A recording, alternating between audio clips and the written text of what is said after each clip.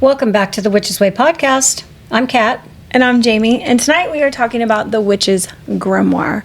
What a topic for October. And we had to, right? You have to talk about the Grimoire for October. Because this is where people think all the magic is really like happening and it makes you feel magical. And when it's like this old secret book, we're going to get into the truth of that right now, though. We all have that journal or, Journals. Notebooks. Many that we've sworn are going to become our magical grimoire, and that we're going to do the things and we're going to make it beautiful and we're going to dedicate our time and we're going to do all of that. And then a year goes by and you don't feel connected to that journal anymore, and you buy another one. You're like, no, but this is going to be the year that I do it. And it's just like you get stuck looking at that first blank page sometimes. Or maybe you make the first blank page and then you're like, okay, well, now what? How am I moving forward? So this episode is going to help give you guys like a little witchy permission slip to just go ahead and start that grimoire and stop being judgmental, scared, whatever the feeling that comes out. Perfectionist. Ooh, Kat and I have a lot because of that. sometimes, and I've done this, I'll write something and then I'll mess up my writing.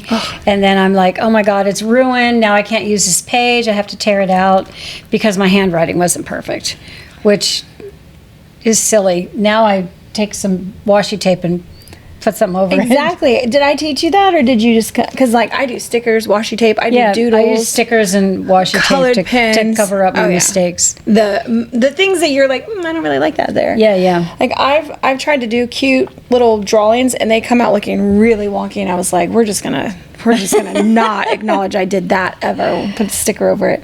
So it's nice to have things that you can add in there that are nice. That's what I would say if you're going to spend money into the grimoire area and you are that perfectionist, which we're going to get into all this later, but stickers are your friend. If you're the one that always thinks you mess stuff up, stickers are your friend, or washi tape is your friend. Or even I've had ones that there's these whiteout like rolly pin things. It's not a pin, but those little whiteout. Yep, I've done that. I've done it. Well, today we're going to break the curse of blank pages. Your grimoire doesn't need to be Pinterest perfect. Mm-hmm. It just needs to be alive with your energy, your magic, and your messy or not notes. Absolutely. Because that's what makes it uniquely yours. They're not all supposed to look alike or look... What are we thinking? Professional? Like, what's the word for that? You know what? I just saw somebody, I think it was on TikTok, and she had thick...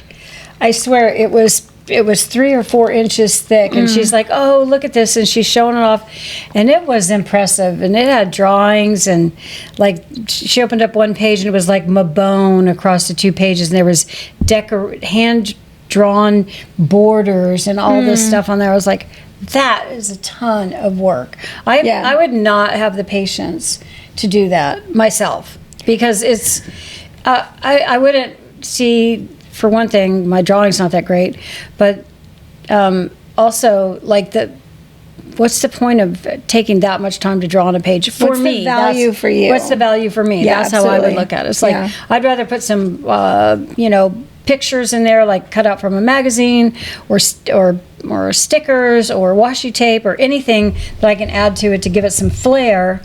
And I think that's where our styles all come into it, very uniquely our own.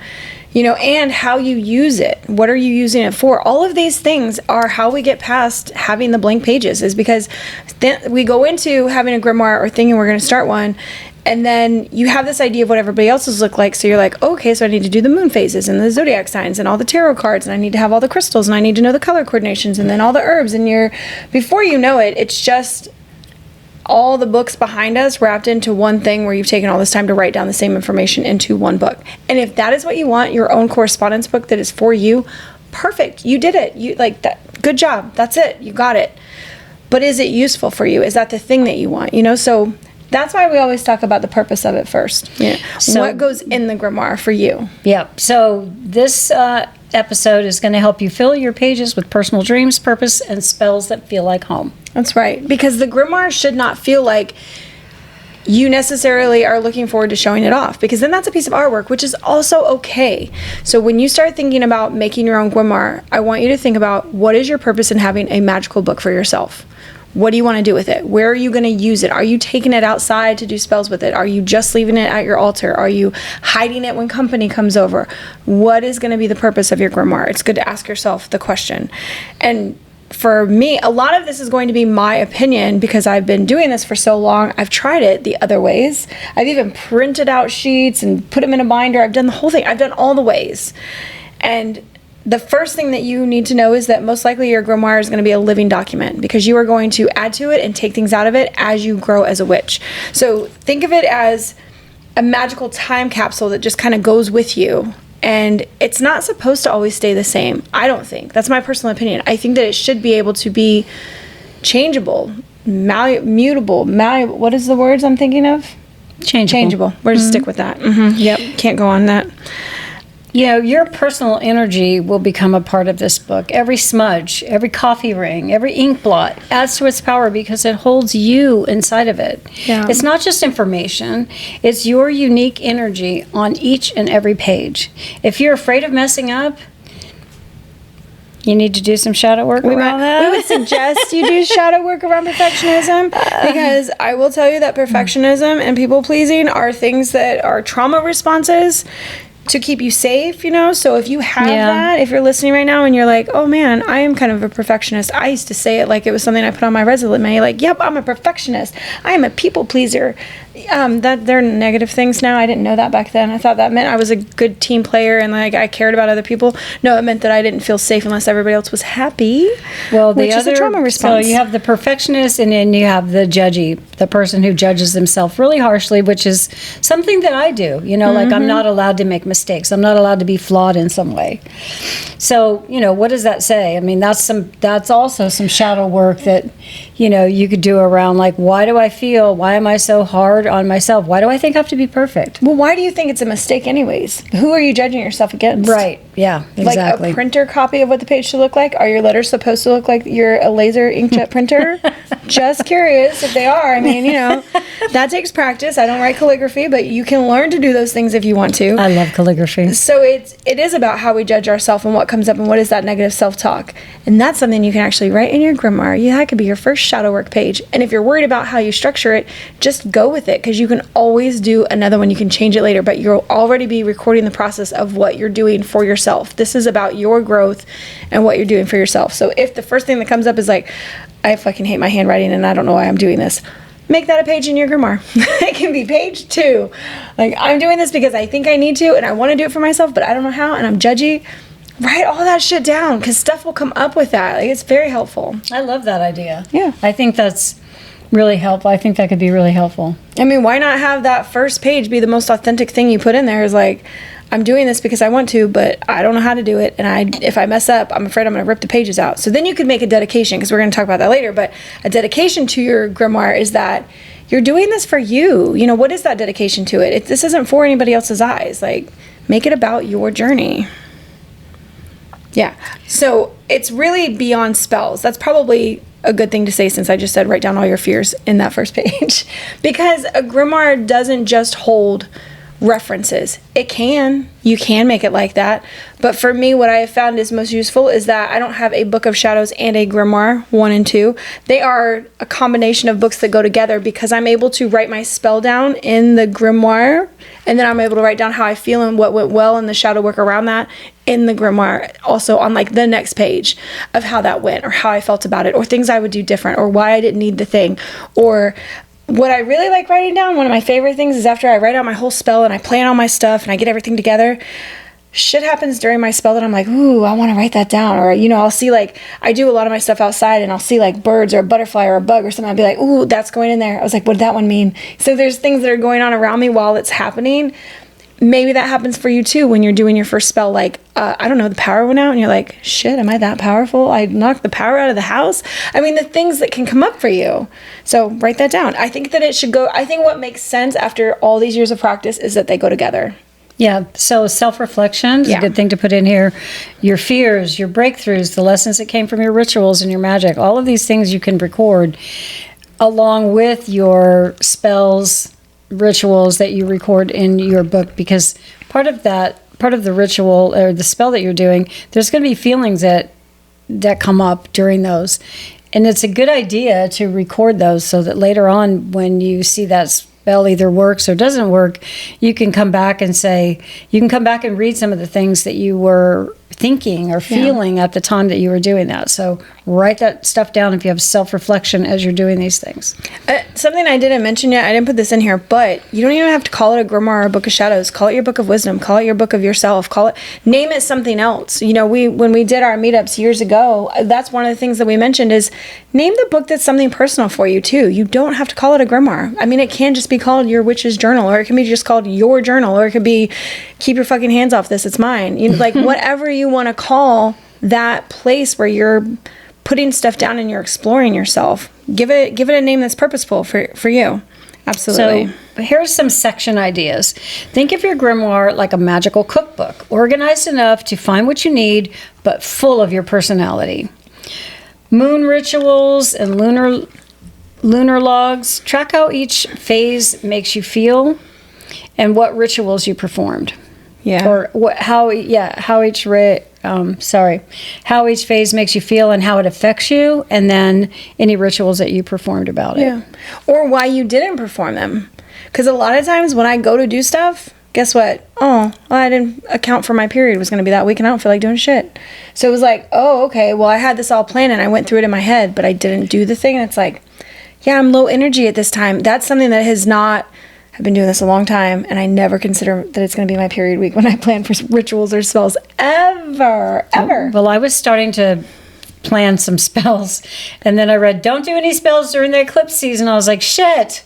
I was gonna, because of eclipse. We're in the eclipse season right now. I don't know. Yeah, I mean, but see, belief is a lot of what is going to drive you to something or away from something. So writing down your beliefs is a good part. I like to do sort of ancestor notes or family stories, or like how I think I got to be who I am, or little insights that I think about myself, like past life stuff. I have had some past life readings, so I put that in there. But what you can do when you think about your ancestry line, whether you think of it as biologically or who you believe you came from spiritually, you know, what do you connect with the most, like star seed, or, you know, I always think of that we're all made of like the universe's elements, exploded star. What I do is make signs or symbols for people in my life, so it's more like right here. And that way, if I'm going to talk about my sister, she's a 5. And so her number everywhere, like if anything is going on with her, I know that 5s represent my sister. So this comes up in cards. This comes up if I'm places and there's like a lot of 5s going on, I'll just check in with her. Like my mom is a 33. So if I see a lot of 33s, I'll be like, hey, so what's going on? You know, like these are my signs for them, so that if the universe wants me to tap into their energy or ask questions, I know it. So if you have signs for your people, whether they're alive or passed on, write those in there. That's just another little thing that's like, that's only for you. Only you would know what those are. Yeah, I think they're keep meaningful. A dream diary or record any recurring symbols that you see. You don't have to write them all down, but do record the ones that change you. Yeah, I had a dream last night or the night before that all my fingernails fell off. I haven't looked that up yet. I know. Oh my gosh. I know. That's really weird. I've never had that before. I sleep so hard that I don't remember my dreams, but I'll wake up like 2 or 3, 4 o'clock in the morning and then doze back off to sleep. And it's during those like twilight sleeping where I'm having all these like really vivid dreams. It's like I'm awake sleep. It's like I'm sleeping and I'm awake. I'm awake and I'm sleeping or something. I love that. It's my favorite thing. I'll wake up from a dream and be irritated because I have to pee, and I come back and I'm like, okay, let's go back to it. And I will try to walk myself back into the dream. I try to, go back into the scene where things are going on. I don't know how often it actually works. I don't record that, but that's what I do for myself. I'm like, I obviously needed to be there. There might be things I need to finish. Don't want to leave unfinished business in the dream. For spells and correspondences, you might organize them by intention, like love, protection, prosperity, so that they're easy to find. Yeah. I've done tabs before. Honestly, I take washi tape and make your own tabs. I make my own little tabs with washi tape, and sometimes it'll be chronological. It's like, oh, new month, or it'll be like important things. When my cat passed over, like I gave that one a black little, like it's a washi tape with black hearts. I made that little tab for that because I was like, that's a sad page. It's hard to see, you know, when I pull it up, it's always like, oh, still sticks me, you know, it's like, damn it. But it had to go in my magical book of working. It's like, it just had to, because he was the cat that, like, on my wedding day, he didn't care how many people around. He was coming out there with me and like standing on my dress while I was getting my pictures done, and he was like going underneath of it. He just, I don't know, he and I were just very compatible. Yeah, we were very connected. And I still feel like I can hear his meow sometimes when I'm in the garden. I'm like, yeah, he's still around. It's been 2 years now. Yeah, so writing things down that are important for you or that are hard, even that, because this is also cathartic. If you think about that, you're writing down the things that are hard for you in your life. This also has the psychology of, like, we write it down to release it. So doing this, that's why we say, like, it's a living, working, magical book, because it has that's spell work right there, releasing and writing. Yeah. Wisdom and quotes from, like, books, poems, songs, fortune cookies. I do, or your own or even just your own revelations that light you up. Yeah, you know, rip things out of magazines. Take fortune cookies paper. Get pictures printed and tape them in. Definitely. Type and print out inspirational quotes. Yeah, like if you're worried about messing up, you type it and then print it out and then tape that shit in there. Like, I've done that before. It just, when I come back to it later, I'm always like, I could have wrote that in. Like, why? What? It's kind of funny how you feel like sometimes you're going to do it and you're like, yeah, this looks the best. But then you start to see where you didn't care as much on a day and you just, like, wrote everything out and you're like, wow, that one feels so much more like me than the typed out, taped on, printed thing, you know? Yeah. I've done that. But that is something that you'll learn as you go through and start filling these things out and testing. And again, I think, you know, the thing that I'm remembering back to what you said when we first started is, who is this for and who's going to see it? So if it's messy, that's life. You know, and it's not like you're going to take it out and then you're going to pull out your book and be like, okay, here's my book. And then people are going to grade it or judge you or be like, what is this? Well, and I love that people put their stuff online, but I would love to show you guys in person my stuff, but to put it online for everybody to see, like, no, it is a lot of, I'd have to, like, make everything blurry. You wouldn't even be able to see anything because I'm not going to put my personal notes about my life and my feelings out there for everybody. Internet troll. Yeah, I don't know, for whatever. It's personal in that way. It's not like people couldn't see it. Sure, I can show people. It doesn't bother me, but it's, like, not the internet. I don't know. So if you want a really pretty grimoire that's, like, you know, could be turned into a printed book, that is one way to have a magical associations book that you made from hand, and I think that's still beautiful. I still would almost like that, because I have plants, like my native plants that aren't in these books, that I gave associations to, but they're not written down anymore. I just know them in my head, so I could do that. So if you have things that are personal for you that aren't in books, that's another reason to write down those pages. Absolutely. So I was talking a little bit about the beginning. What? No, I was just going to say, no, go ahead. I was talking a little bit in the beginning about, like, a dedication. You'll see that a lot. And I will say that 9 out of 10 of mine, I don't dedicate. I don't do anything with. I start it and I give it a year. And it's like, you know, this is just who you are for right now. And it becomes something else. But when you're nervous about stuff, it can make it feel more personal and better to take this blank book and do, like, a ritual to bless it. And then open your grimoire with, like, a thing. And you can plan that all out. If that makes you feel more magical and, like, it's yours. Because, I mean, sometimes I buy a blank journal at Walmart and I think about, you know, what country it was made in and the people that put it together and, like, all the places it's been until it got to me. And, I mean, sometimes I think of it in that, like, what energy is this carrying right now? And I want it to have my energy. But I do that by sitting with it, writing in it, taking it to the yard, spilling my coffee on it, letting my cat hair get in it. I don't know, just, you know, whatever. So before you even write a single word in it, here is something that you can do to, like, anoint, bless, dedicate, whatever you want to call it. But devote this book to be your magical tool. To cleanse it, you can pass it through incense smoke. You can sprinkle it with moon water. You can knock on it 3 times like people do with tarot cards to just be like, hey, we're together. This is it. And to clear out any stagnant energy that you think might be there, or to invite your own energy into the book. Then you can dedicate by saying something out loud, or you can write it in there and you can type it up and print it and tape it in there if you want to. But this book is my sacred space. Here, my magic lives and grows. So that's a dedication to give the book purpose. Like, what is it for? What are you going to use it for? And then to charge it, like when I think about charging it, it's because I take it everywhere with me. So it's sort of one of those things like, do people still say when you take your tarot cards everywhere with you when you first get them? Do you ever see that anymore?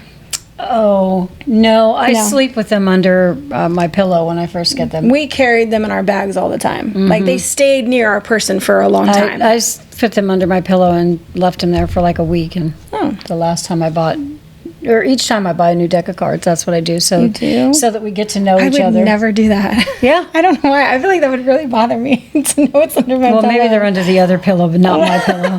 Or the pillow that's behind me. Just knowing they're tucked in the bed, I feel like I'm going to like fling them out or lose them. It just wouldn't make me feel... No, they're in their box. Oh, yeah, I guess so. They're still in their box. So to charge it, think about how you would charge something else. But for me, it's like I hold something close to my body and I imagine my energy wrapping around it. So like my heart energy. So I could imagine it being green for the heart chakra, or it could be pink and red and just like love energy surrounding it. You can also envision a golden light passing through it so that it's just like, this is spiritual work, golden or purple, whatever color you connect to spiritual work or sort of divinity. You know, the divine goddess is like, she's seeing what you're doing right now and dedicating this book to be your sacred space. And then by making your first mark in the book, you could design your own sigil.